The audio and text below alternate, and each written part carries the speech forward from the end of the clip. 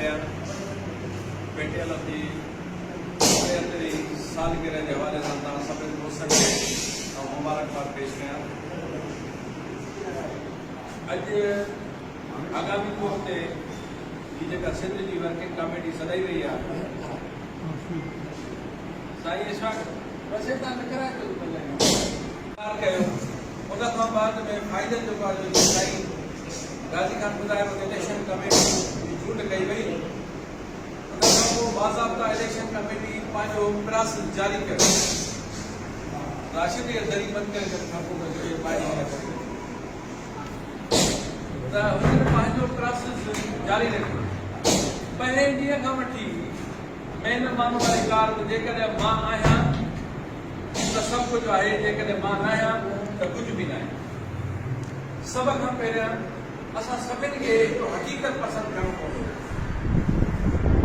छो त ॿी सिंध जो वॾो इदारो हुजे उहे मर्कज़ी इलेक्शन कमेटी जी चूंड करे मर्कज़ी इलेक्शन कमेटी जेको आहे प्रोसेस जारी रखे। पहिरें ॾींहं खां हू दोस्तनि जेको आहे कोर्टनि वञणु शुरू करे छॾियो त असांखे इहा इलेक्शन कमेटी नथी खपे। कॾहिं आईनी आहे त कॾहिं गैर आईनी आहे, कॾहिं इहा पोज़ीशन आहे।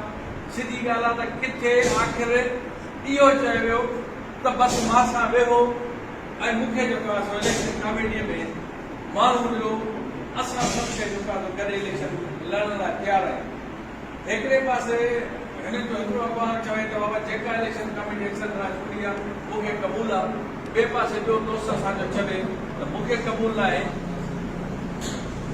मसलत हक़ीक़त ॻाल्हि आहे त मसलतनि ई जेको आहे सो तंज़ीम असांखे जेको आहे नुक़सानु पहुचायो।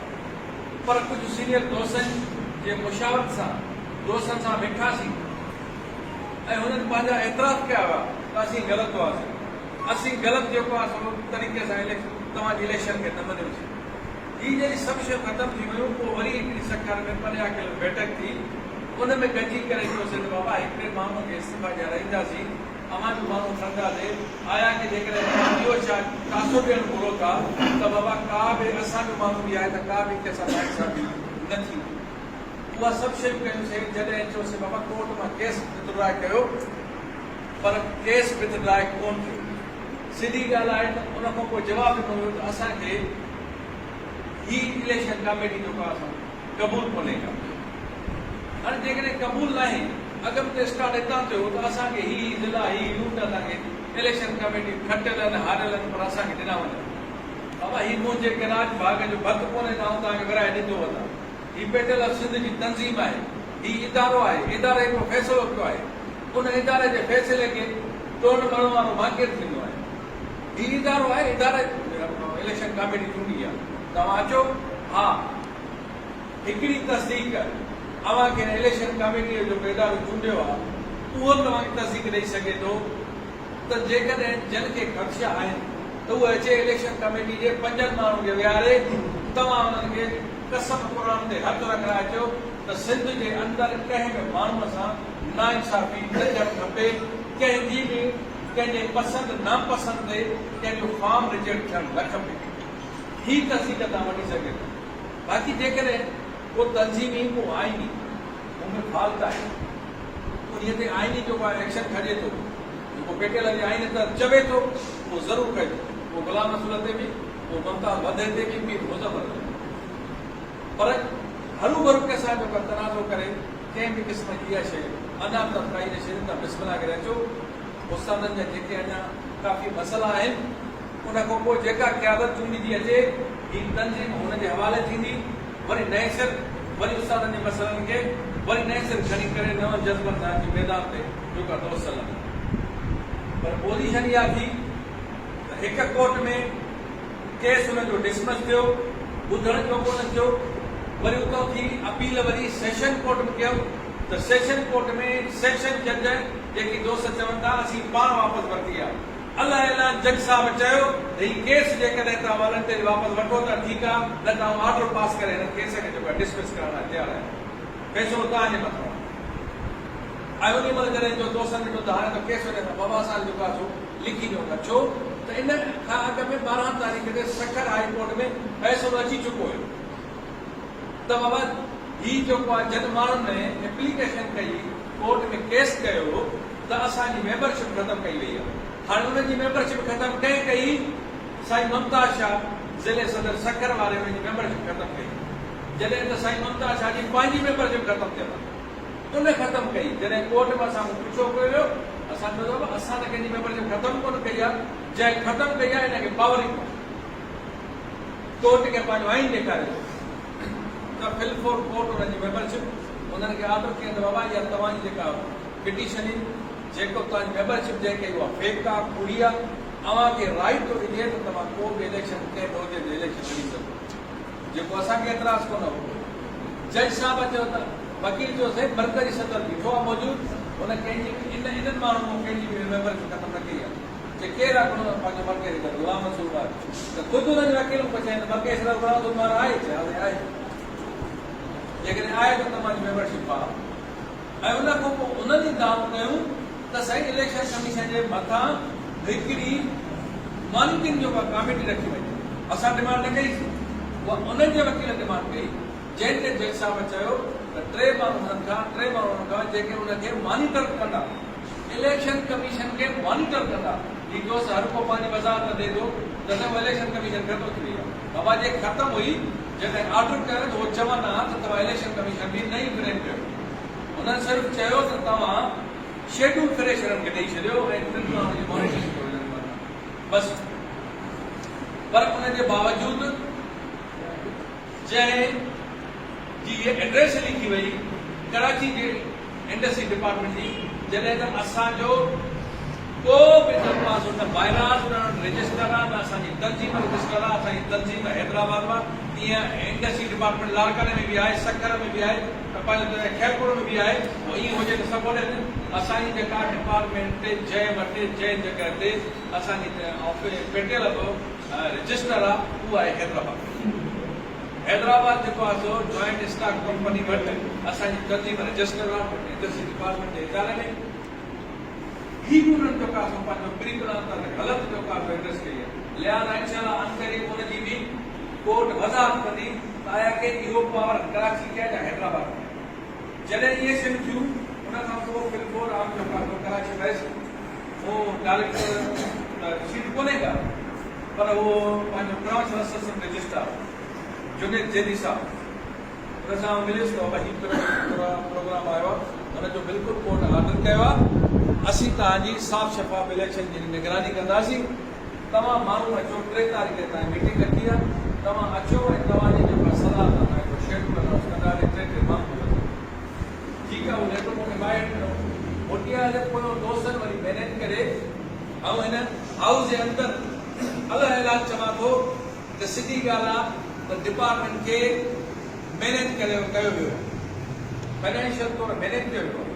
सेक्रेटरी साहब ते सियासी असर उसूल रखायो त तव्हां इलेक्शन कमेटी खे ख़तमु कयो। हुन इलेक्शन कमेटी जो ॿिए ॾींहुं लेटर ख़तमु करे छॾियो। जेकॾहिं इलेक्शन कमेटी पेटियल जे आइन तहत ठहियल आहे त इंडस्ट्री डिपार्टमेंट खे को पावर कोन्हे त हू असांजी इंडस्ट्री डिपार्टमेंट असांजी इलेक्शन कमेटी खे ख़तमु करे। जेकॾहिं इंडस्ट्री डिपार्टमेंट असांजी इलेक्शन कमेटी खे पेटियल जे आइन तहत ठहियल कमेटी खे ख़तमु थी करे त तव्हां सम्झो त पोइ हुनखे पावर आहे त असांजी पेटियल तंज़ीम खे ख़तमु करे छॾे। जेकॾहिं पेटियल तंज़ीम उनजे हथनि में तव्हां असां चाहियूं था ऐं उहा ईअं करे त असांजी पेटियल तंज़ीम ते बि सुभाणे बेनरो लेटर ॾेई छॾे ऐं पोइ असीं चऊं त इंडस्ट्री डिपार्टमेंट कयो आहे त हीउ ख़ुदि सां पंहिंजो पाण सां असां ज़्यादती था कयूं। असांखे बिल्कुलु उन जे ख़िलाफ़ असांखे आवाज़ उठाइणो आहे। असांखे पंहिंजे वरी इदारे में अचिणो हुयो, हिन इदारे वटि असांखे वरी साॻियो रेजोल्यूशन पास करे साॻी न इलेक्शन कमेटी खे असांखे तोसी करणी आहे। ॿीहर हुननि खे असांखे लेटर ॾियणो आहे त तव्हांजो पावर न आहे, तव्हांजो पावर जेको आहे उहो सिर्फ़ु सुपरविजन करणो आहे। तव्हां शेड्यूल फ्रेश ॾेई सघो था, तव्हांजो पावर न आहे त इलेक्शन कमेटी या वज़ाहत सां लिखियलु आहे तव्हां काई बि इंटरफेरेंस नथा करे सघो हिननि जे अंदरि। त हीअ असां हुनखे ॾींदासीं। जे अदरवाइज़ असां इहा कार्रवाई कयूं था, तव्हां जेको कुझु कयो आहे ग़लति कयो आहे, तव्हां रिटर्न कयो, तव्हां 3 माण्हू वठो, तव्हां शेड्यूल फ्रेश ॾियो त असां इलेक्शन ते, जे अदरवाइज़ न असीं हाई कोर्ट में तव्हांजे ख़िलाफ़ असां पिटीशन करण जा मजाक आहियूं। ऐं हिन सां गॾु तव्हांखे ॿुधायां त हाजी अशरफ विरोही साहब चेयरमैन इलेक्शन कमेटी बरकस उन पंहिंजो लीगल नोटिस डिपार्टमेंट खे मोकिले छॾियो आहे। मां बि पंहिंजे वकील जे थ्रू जेको आहे लीगल नोटिस उन्हनि खे मोकिले छॾियो आहे, पर उन्हनि जो जवाबु अञा ताईं न मिलियो आहे। ऐं इनशाला हीउ ॾियण खां पोइ जेको बि जवाबु ॾींदुमि त असीं जेको कोर्ट में ज़रूरु वेंदासीं। असां जेकी ऐवान जे अंदरि दोस्त वेठा असां सभिनी चाहियोसीं त साफ़ शफ़ाफ़ फ्री एंड फेयर इलेक्शन थियणु खपे। असां उन तरफ़ वञी रहिया आहियूं। असां उन तरफ़ जेको आहे प्रोसेस खे काफ़ी हद ताईं फाइनल करे रहियासीं जेको करायो। तो अॼु हिन मीटिंग जो मक़सदु इहो आहे असां तव्हांजो घणो टाइम न वठंदासीं। इहो मक़सदु आहे त बिल्कुल हीउ इदारो जेको आहे त इन प्रोसेस खे कंडेम करे थो या नथो करे। इलेक्शन कमेटी ख़त्म कयो करे ही इदारो इन इलेक्शन कमेटी जी तोसी करे थो। इन इलेक्शन कमेटी जी जेका इलेक्शन कमेटी असांजे इदारे चूंडी आहे हिन जी तोसी करे थो। विरोही साहब chairman election committee federal of Sindh, secretary vice chairman Tufail Ahmed Memon साहब, सेक्रेटरी अमाउल्ला बर साहब ऐं मेंबर अमन अली नोड़ी साहब ऐं ॿियो मेंबर अब्दुल वहीद लाशारी साहब, इन्हनि जी ही हाउस कोसी करे थो। ऐं इंशाल्लाह हिन तव्हांजे हाउस जे हवाले सां मां बाज़ार सां हिकिड़ी शइ तव्हांखे चवण जी मां तव्हांखे पहिरियां ई तव्हांजो टाइम थोरो वठिबो, तव्हांखे पंहिंजे ॻाल्हाइण लाइ बि टाइम ॾिबो, पर ॻाल्हि सॼी आहे त हिते इहा शइ थींदी आहे हर हिकु ॻाल्हि आहे पोइ हर को ओछो वेंदो आहे त मां ॻाल्हायो आहे हाणे जेको आहे संगत वेठी आहे। मूं इन जे करे तव्हांजे साम्हूं हीउ जेको आहे सवाल रखियुमि जंहिं ॾींहुं असांखे जंहिं मक़सदु लाइ जंहिं तरफ़ जे करे आयासीं। इहो उन सां गॾो गॾु ऐं ॿी शइ तव्हांखे ॿुधाईंदो हलां त उस्ताद मसइला सर्विस स्ट्रक्चर जे हवाले सां सिंधगिरी इहा आहे त जेका हेॾी समरी ठही ठीकु ठाक मिनिस्टर साहब बि सही कई, पर तव्हांखे आउं ॿुधायां थो त उहा समरी हथ राति गुम कराई वई सेक्रेटरी जे अंदरि। जेका समरी ऐं हींअर जेको मिनिस्टर साहब सां मिलियुसि सेक्रेटरी साहब सां मिलियुमि मुंहिंजो साहिबु उहा समरी असांखे ॾेखारियो उहा किथे आहे कहिड़े शेप में आहे। त असां आया उस्तादनि खे जेको ॿुधायूं हुन हुकुम कयो इंस्पेक्टर सेक्रेटरी खे त सुबुह सां समरी समेत मूंसां डिस्कस कयो ऐं अॼु महर साहब खे जेको आहे इहा समरी ॾेखारी। सॼो ॾींहुं ॻोल्हींदा रहियासीं समरी न लधी, ॿियो ॾींहुं समरी जी ॻोल्हा थी समरी न लधी ऐं पोइ वापसि आयुमि टे ॾींहं जो आहे समरी लधी। मूं उते चई आयुमि त इहा समरी तव्हांजी फलाणी जॻह न लभंदी जंहिं मां तव्हांखे घुराईंदो वञा। टे ॾींहं ते सुबुह जो नाश्तो कयो इंस्पेक्टर सेक्रेटरी आहे शाह साहब हुन मूंखे उर्दू स्पीकर हुन फोन कयो महर साहब आपको दोबारा को समरी वो मिल गई है, बड़ी मुश्किलों से वो मिली। मूंखे पतो आहे उहा कीअं गुम थी कंहिं कराई, पर मां वरी बि चवां थो वसीदर मफ़ाद मां मूंखे टारगेट नथो करणु घुरां, पर सिधी ॻाल्हि आहे जेकी दोस्त पेटियल खे मज़बूत ऐं सही तरीक़े नथा आणणु घुरनि हीउ उन्हनि माण्हुनि जो अमल। उहा समरी उन समरी जो जेका अॻे अपग्रेडेशन वारी समरी हुई जेका सीएम असांजी रिटर्न कई त हिकु टिनि सेक्रेटरी जी मीटिंग कमेटी जुड़ियल आहे त इहा उन जे अॻियां अची उहे हिन खे ऑब्जेक्शन कोई कोन्हे मिनिस्टर बि ओके करे छॾियो आहे। उन ते उहे ॾिसी करे उहो पंहिंजी साइन करे उन खां बाद में सीएम जेको आहे पंहिंजो हुन ते साइन कंदो ऐं उन खां बाद में तव्हांखे नोटिफिकेशन मिलंदी। हीउ हुनजो पूरा सिधा आहे। इंशाल्लाह असां वरी 3 तारीख़ ते वरी वञूं था, असांजी मीटिंग बि आहे, हुन मीटिंग में वेंदासीं, हीअ कार्रवाई बि ॾींदासीं, हीअ जवाब बि ॾींदासीं।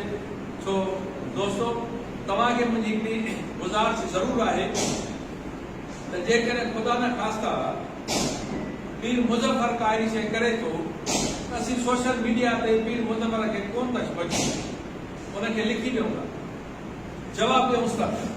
पर हींअर जॾहिं असांजे तंज़ीम सां अहिड़े क़िस्म जी वेधन कई वञे हिकिड़े इदारे में अची इलेक्शन कमेटियूं चूंडियूं वञनि, इहो हर कंहिंजो राइट आहे त बाबा मां हिन माण्हू जी सपोर्ट कयां थो, मां हिन माण्हू जी सपोर्ट कयां थो, इहो राइट आहे। मां अनवर जी सपोर्ट थो कयां त हिनखे तव्हां जेको आहे पंहिंजो चेयरमैन बनायो, इहो मुंहिंजो राइट आहे। पर अक्सर तरह जंहिंखे सिलेक्ट करे थी इलेक्ट करे थी त उन ते मूंखे को ऑब्जेक्शन आणण जो राइट कोन्हे। जॾहिं इहा अक्सर इलेक्शन कमेटी चूंडी हुई ऐं सभिनि क़बूल करे थिया त उन खां बाद मुंहिंजी हीअ शइ करणु इहा सरासर आहे।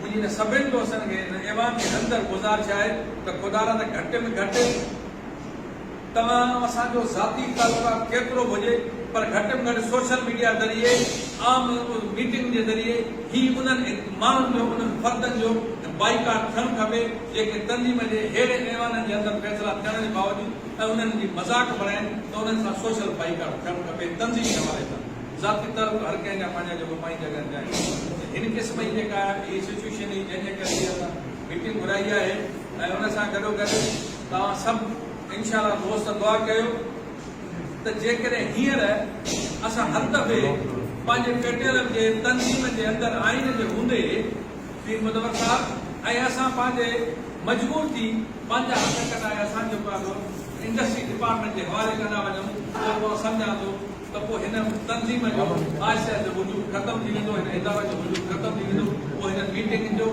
पोइ हिननि ऑफिस जो पोइ हिननि इदारे जो तक तो को बि न रहंदो तो दोस्तों और इंशाअल्लाह तव्हांखे यकीन थो ॾियारायां त जेको गैर जमहूरी कुवतूं गैर आइनी तरीक़े सां ऐवाननि जे अंदरि पहुचणु घुरनि था या पंहिंजे मर्ज़ीअ मुताबिक़ जेको आहे यूनिट या ज़िला खटणु घुरनि था तव्हां सां इहो मुंहिंजो वचन आहे जेसिताईं शीशे में सिर आहे इन्हनि जी रस्ता रोक कबी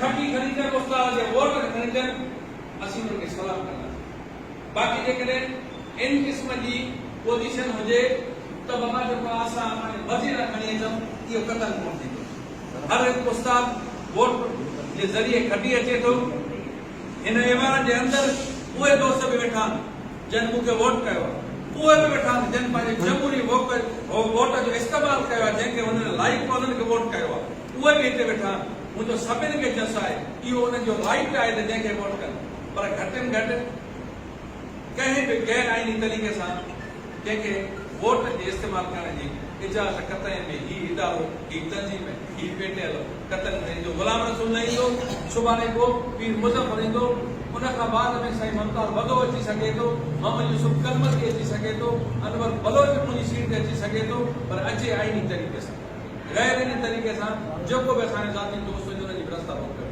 तव्हां दोस्तनि जी महिरबानी वधीक साईं ॻाल्हि खां तव्हांजी जेका कार्रवाई अॻे हलाईंदो ऐं मुंहिंजी सभिनी दोस्तनि खे गुज़ारिश हूंदी त शयूं खोड़ ॻाल्हाइण लाइ हूंदियूं पर जेकॾहिं असां सिर्फ़ु हिन पॉइंट ते ॻाल्हाए पंहिंजे ॻाल्हियुनि खां ऐं हिन शयुनि खां अञा को नओं मशवरो नई तजवीज़ दोस्तनि खे हुजे त असीं उनखे बि जेको आहे सिहतमंद तजवीज़ खे बि वेलकम कंदासीं महिरबानी